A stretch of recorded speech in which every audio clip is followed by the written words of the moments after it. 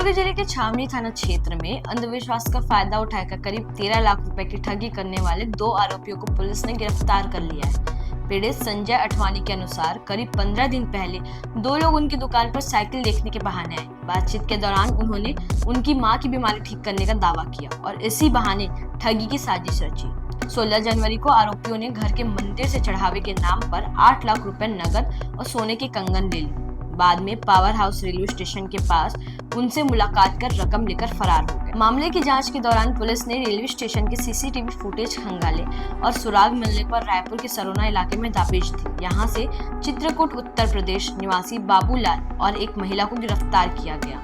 Police ने आरोपियों के पास से 8 लाख रुपए नगद बरामद किए। मुख्य आरोपी शंकर अभी फरार है, जिसके पास करीब 5 लाख रुपए के सोने के कंगन बताए जा रहे हैं। पुलिस इसकी तलाश में जुटी हुई है और ऐसे लेटेस्ट अपडेट के लिए सब्सक्राइब करें हमारे चैनल वैम छत्तीसगढ़ को।